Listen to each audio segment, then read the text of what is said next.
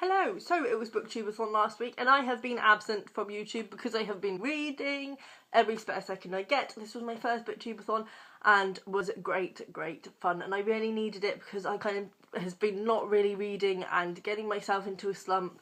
The book I read before I was doing the readathon I took over a week, which I never do.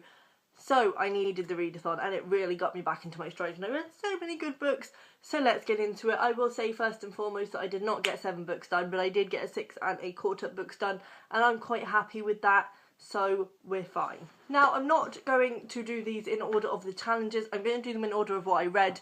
So first and foremost I read Ali Smith's The Accidental. I will be honest and say that I had already read 30 pages of this, but this was for the challenge of read a book by your favourite author, and when I found out about the Booktubeathon and that challenge, I instantly stopped reading and saved this and got this done in one evening. I have to say it's not got the most text to a page and it's not too thick, so it was quite easy to read. This is an interesting hybrid of a book. Basically, this is a fictionalised version of a speech that Ali Smith gave. It's unlike anything I've read before, and for a lot of this I didn't really know what to think because I was enjoying the fictionalised part and I was enjoying the speech part, but together I kind of didn't see that they melded. But it comes together quite nicely in the end and is quite sweet and well done and interesting. It's a nice way to make something non-fiction more accessible, I think, by making it locked up in a fiction, and I quite enjoyed that aspect. Basically, the fictionalised version of this is about a woman whose husband has died and she comes back to the study and picks up Oliver Twist because she hasn't been able to read for, I think, about a year, possibly even longer, since he died. So this is sort of her journey back to literature, and among that we've got the essay that Ali Smith gave, which is about basically the importance of art and our understanding of art. There's a really interesting, my favourite part in here was a bit where Ali Smith said, or Ali Smith in real life, but in the fictionalised account, you know, I won't go into who said it because I don't want to ruin anything, that when we read a book we instantly have this thing where we expect to understand it, but you wouldn't listen to a piece of music and expect to know the intricacies of it from just one listen. So she's really made me passionate to reread especially my favourite books, because it's so true. We expect to understand, especially really intricate literature and more complex literature, we expect to read it once and completely understand it, and it's not going to happen. You know, there's elements in there that you're not going to be able to pick up unless you reread it, and I suppose that's probably the joy. I mean, I haven't studied English literature myself, but I suppose that's the joy with English literature, when you're really pulling apart a text and rereading it and getting to know it. That said, in school I did not enjoy analysing texts because I just found it completely put me off them. But I think there's a level, you know, rereading is important. Then the next night I read Nobody Belongs Here More Than You by Miranda July. This was my yellow book, if you couldn't tell. This I actually had on my list to read this month. This was my short story collection for the month. So when I heard there was a challenge in the Booktubeathon to read a book with yellow on its cover, what could I say? It was meant to be. I adored this. I really loved this. I don't know whether I enjoyed these books so much because I was reading them in a short period of time. Because it was short stories, I think it keeps the momentum going. I came upon her short stories in an anthology that I picked up at the library, and then found this at the library and was very happy, and I absolutely loved this. And the story that was in the anthology was in here as well. Something That Needs Nothing, which was by far my favourite. Amazing stories. They're just basically, I can see why this wouldn't be to everyone's tastes, but where I am in my life at the moment and the way I've been feeling recently, it completely just hit the spot for me. It's basically just about people being very melodramatic about life in a lot of ways. The story that I really liked was actually about a woman, well, it starts off as a girl who is with her best friend and they end up moving in together and they sort of have a bit of a flirtation, but the main character who is narrating is really in love with her friend, and it's about sort of her friend just completely dragging her along, and the fact that her friend does like women, but any woman but her, and it's really interesting and lovely and beautiful and just, oh, and the writing in this was just spot on for me. I don't think there was any story that I didn't like. There was some that didn't quite have as much as, but I just adored this. 5-star, my second 5-star short story collection. I do think though that reading short story collections in one evening does it for me, because my other 5-star short story collection I read in one evening, I think it just keeps that pace going, packs a punch, if you know what I mean, because each of the stories pack a punch, and then the story collection as a whole packs a punch, and it all works. It all works. Then, this was not as one of the challenges, this was just to get to my 7 books goal. This was Harry Potter and the Prisoner of Azkaban by J.K. Rowling. I have read this one. I think this was the last one I read, and then I skipped 2 and went to the last 2, I believe, when I was a kid. So I read this when I was probably about 10, I reckon, and did enjoy it, but then I just got bored. So rereading this was really interesting for me, and actually it made me realise how, because I've seen the films many times, as most people have, but I've only read the book once, and it makes me realise that actually the story of this I have in my head is completely from the film. I don't remember the book at all, because it was like, I'm not going to say how many years, but it was a lot of years ago that I read it.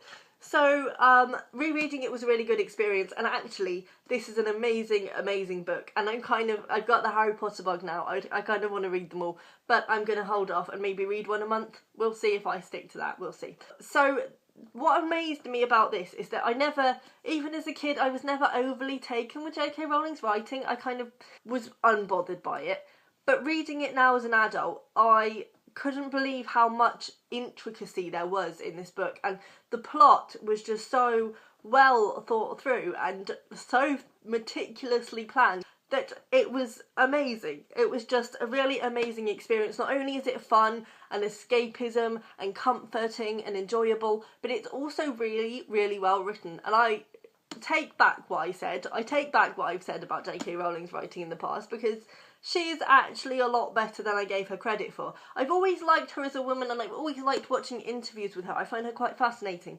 But in terms of her writing, I've never been the hugest fan, but I'm kind of converted after this one. I'm definitely going to give the others a go. My favourite part actually was the part with the Dementors and the description of the way they just suck everything out of you, and oh, it was so on point. It was so on point. Then I read Fitzgerald's The Great Gatsby. This was my reread for the month already, so that worked out well. This was actually a read-along that Chelsea at Reading Outlaw was doing. I didn't end up really joining in with the readathon because I read it in one evening and I was in a bit of a rush to read by that point because I had gotten a bit behind with Harry Potter. It took me longer than an evening to read that. So I was slightly behind by this point and was just rushing to get through it. So sorry, Chelsea, I have read it. I will link Chelsea down below. So it will still be interesting to hear what she says about this at the end of the month anyway. I love this book. It's so good. It's the first Fitzgerald I read, and I read this before I really knew much about him, or, you know, I read it because it was a classic sort of thing. I was quite young at the time, and I enjoyed it, but it didn't blow me away. But this time it completely just did astonish. I love Fitzgerald.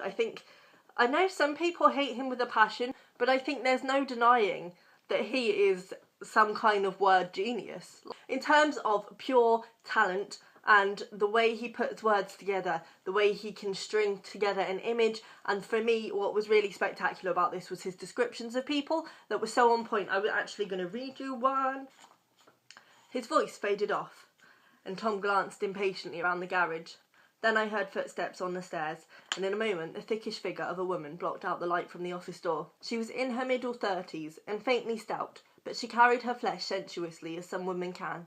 Her face, above a spotted dress of dark blue crepe de chine, contained no facet or gleam of beauty, but there was an immediately perceptible vitality about her, as if the nerves of her body were continually smouldering.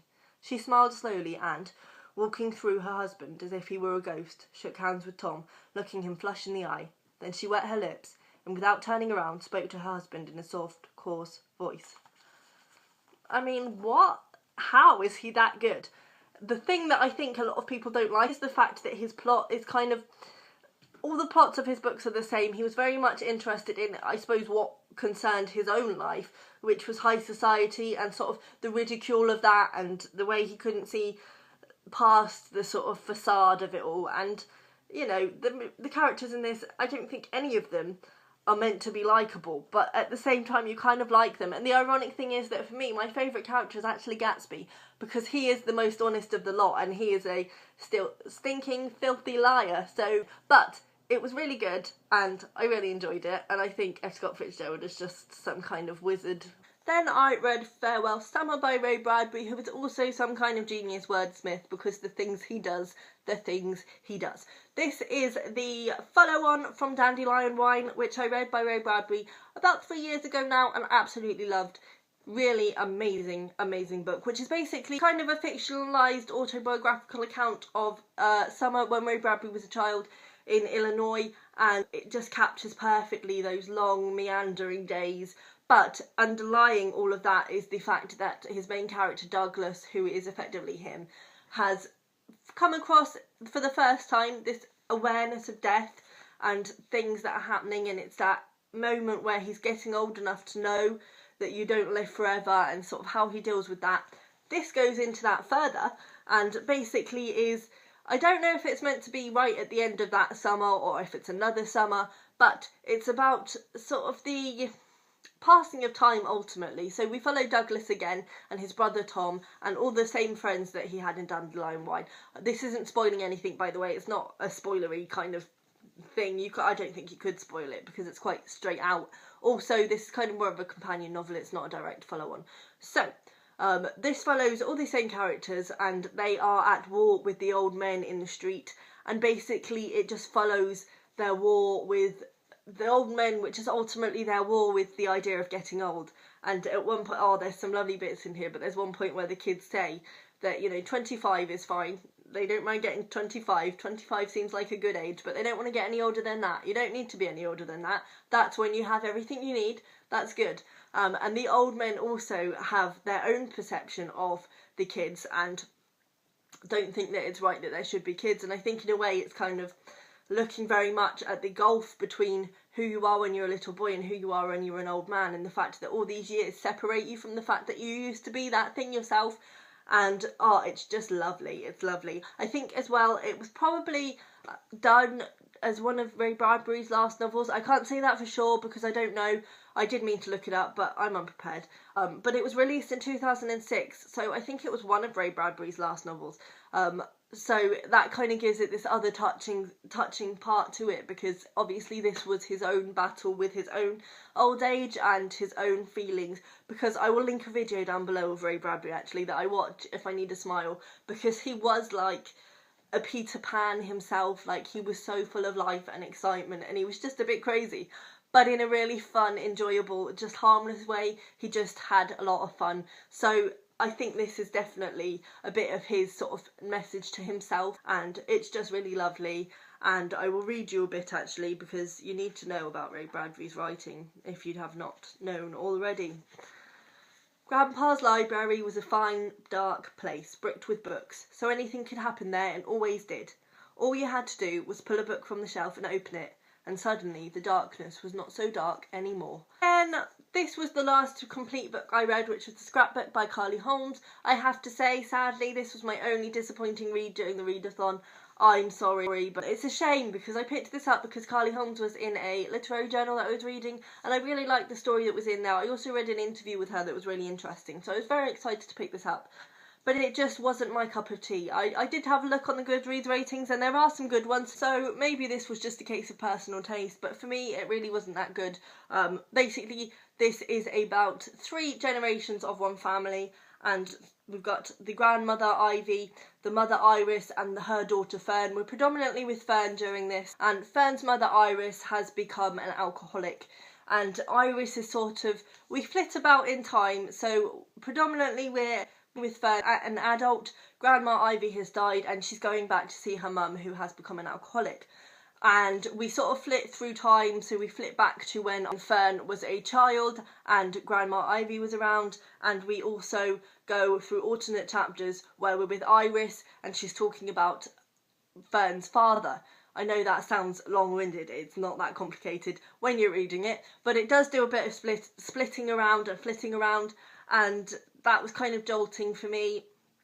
Also, the storyline was really what was just not there for me. Like, the writing was fine, there was some really lyrical passages, especially in Iris's chapters about Fern's father. There was some really romantic bits, but the storyline was just lacking. It's predominantly really about Fern's father and the fact that he was a married man, and Iris didn't really know anything about him. He just turned up occasionally, and she sort of just spent her life literally waiting for him. And the reason that her and Fern have a bad relationship is because Iris always blamed Fern for the fact that he never came back, because Fern didn't like him. She was always horrible to him.